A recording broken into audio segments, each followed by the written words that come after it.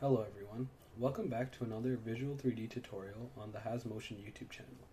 Today we will be going over the sixth tutorial, which covers event processing. The objective of this tutorial, of course, is to provide an overview of event processing in Visual 3D. Most event processing functionality is available through the command pipeline, so it is advisable that you refer to that tutorial first, both in the form of the YouTube video as well as on the HasMotion software documentation wiki page. First, I will go through a brief overview on the use cases of events in Visual 3D. Movement data is often collected for more time than is required for the analysis. This is often done to minimize the effects of filtering at the endpoints. Sometimes it is because more than one cycle can be collected at a time, or to ensure that the entire cycle is collected. Sometimes it is because there are long periods of meaningless activity between epochs. Regardless of the reasons for collecting extra data, it should not be necessary to analyze all of this data. The interval of interest must be extracted from the trial, and the user must be able to define a time frame of interest. This is where we can apply events.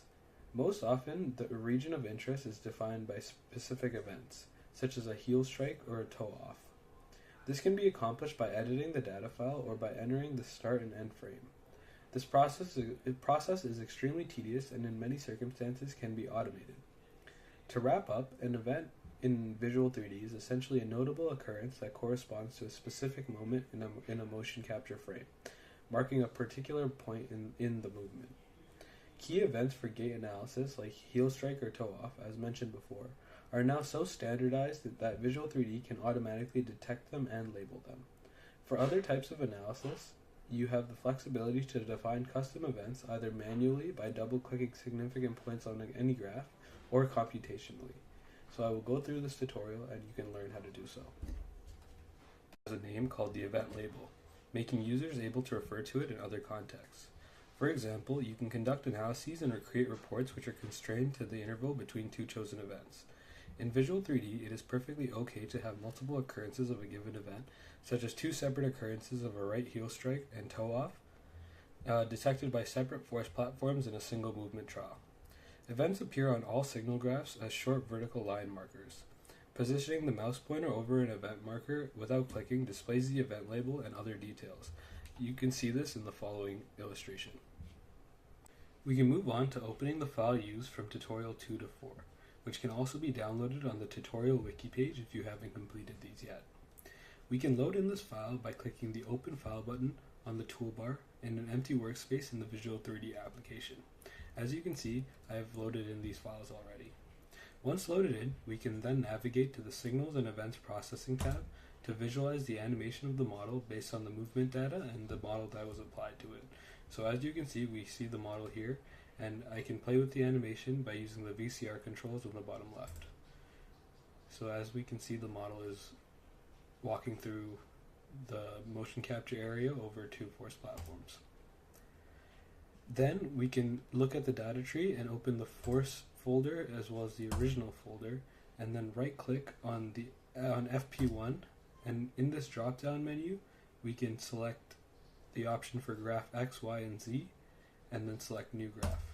This will graph all three components of one of the ground reaction force signals from the data tree. So as you can see, these signals the graphs for these signals have been placed in this section of the Signals and Events Processing tab. We can then move on to creating an event manually. First, we must select the graph of the Z component of the ground reaction force signal by left-clicking on the graph. You will see a frame appear around the graph when selecting it. To create the event, we can double-click on the FZ force signal at the frame that the signal rises above 0. So if we double left-click right about here, where the signal rises above 0, this pop-up box will open. We can enter the name RON. This is the typical name used in Visual 3D to indicate that the right foot has contacted a force platform.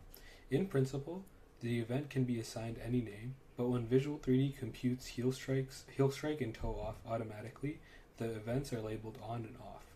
You will see, once we've added the label, that an event labeled RON has been added to the event underscore label data tree. So we can see here, we can open the event underscore label folder, the original folder, and we can see that this event has been added. Next, we can move on to learning how to highlight an event label. For the event we have just created, RON, we can highlight all occurrences of this event by right-clicking the RON signal and selecting the Highlight Event on Graphs. So we can right-click the signal and then select the Highlight Event on Graphs on the drop-down menu. As we can see, all of the events are labeled or are highlighted in blue on all signals in each graph. So even though we've only selected the event on the Z component, the Y component and X component both have the same corresponding signal. Events can be edited to reflect the following processes. Firstly, you can modify the frame number for an event. You can copy the event and rename the event. To edit the event labels, select the Edit Events icon on the Visual 3D toolbar. The following dialog should appear. This is where we are able to execute the processes mentioned. For example, to create an event 10 frames before the RON event, first highlight the RON event in the list box as seen, and then select Copy Label in the dialog. And then we can fill in the edit boxes with the following information. So for the new event label name, we can name this RON _- 10. And then for the frame offset, we can do -10 for it to be 10 frames behind the RON event. Then we can select Done, and then we can select Yes, and now close the tab.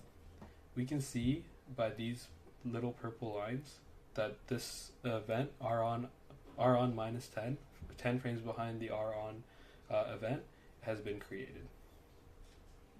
We can then move on to saving this CMZ with the event labels that we've added. So as a note, events don't get explicitly saved by themselves. When a file is saved as either a CMZ or a C3D file, the events that we've created simply go with the file. So to save the CMZ with the events that we've created, we can select Save Workspace As, and then we can name it tutorial 6_events added, and then click Save. Now we have the CMZ with the added events. Thank you for watching.